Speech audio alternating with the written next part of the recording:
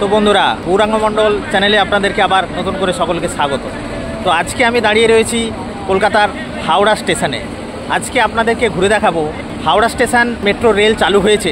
গঙ্গা নদীর নিচ দিকে যেই ট্রেন ছুটে চলেছে মেট্রো রেল, সেই রেল আজকে পুরোপুরি আপনাদেরকে কিন্তু এক্সপ্লোর করে দেখাবো।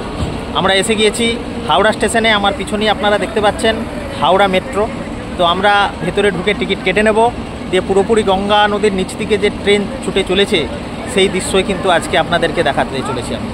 তো এটা ভারতবর্ষের ইতিহাসে প্রথম, জানি না পৃথিবীর ইতিহাসে কি রয়েছে, কিন্তু ভারতের ইতিহাসে কোনো নদীর নিচ দিকে এই রকমের যে ট্রেন জার্নি, সেটা কিন্তু সত্যিই আমাদের কাছে খুব বিস্ময়কর একটা বিষয়, খুব আশ্চর্যজনক একটা জিনিস।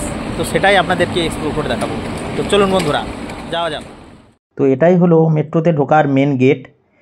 ঢুকে বাঁ দিকে সিঁড়ি রয়েছে, আপনারা সিঁড়ি ধরেও নিচে নামতে পারেন, এবং ডান দিকে রয়েছে এক্সেলেটার ধরেও কিন্তু আপনারা পৌঁছাতে পারবেন।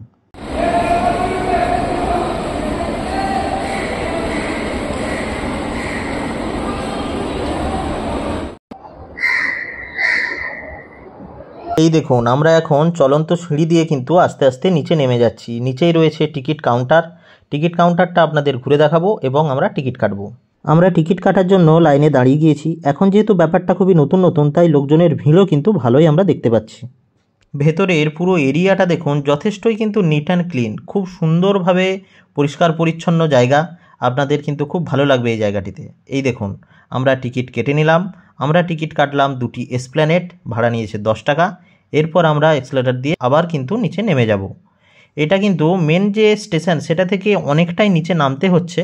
জেনারেলি মেট্রোতে এতটা নিচে নামতে হয় না, কিন্তু যেহেতু এটা একদম গঙ্গা নদীর নিচ দিকে এই স্টেশনটি রয়েছে, সেই জন্য কিন্তু যেটা সমতল ভূমির তুলনায় কিন্তু অনেকটাই নিচে, বেশ অনেকটি নিচে নেমে আপনাদের কিন্তু এই প্ল্যাটফর্মটিতে এসে ট্রেনটি ধরতে হবে।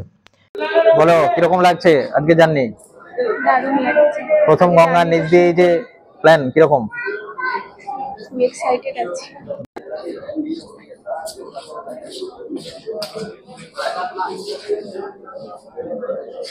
এই দেখুন, যথারীতি ট্রেন কিন্তু প্ল্যাটফর্মে এসে হাজির।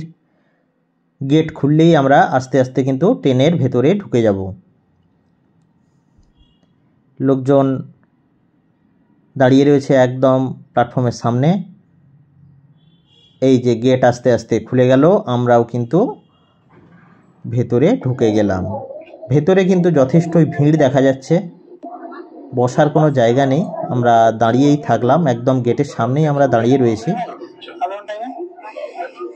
আমরা এখান থেকে যাব এসপ্ল্যানেড।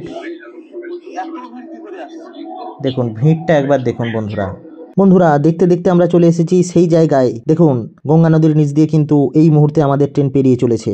নীল অংশটা দেখতে পাচ্ছেন, এই জায়গাটা মানেই বুঝে নিতে হবে যে আমরা এখন পেরাচ্ছি গঙ্গা নদীর পুরোপুরি নিচে দিকে। সত্যি এক রোমাঞ্চকর পরিস্থিতি। এই যা পেরিয়ে গেলাম। দেখুন, এত চওড়া সেই গঙ্গা নদী পেরাতে মেট্রোতে সময় লাগলো জাস্ট কয়েকটা সেকেন্ড মাত্র। সত্যি ভাবা যায় না। তো আমরা এসপ্ল্যানেডে নেমে গেলাম। হাওড়া স্টেশন থেকে এসপ্ল্যানেড আসতে সময় লাগলো বড়জোর ওই 5-7 মিনিটের মতো। আর গঙ্গা নদী যেটি রয়েছে, সেটি রয়েছে মহাকরণ থেকে হাওড়া স্টেশনের মধ্যবর্তী অঞ্চলে।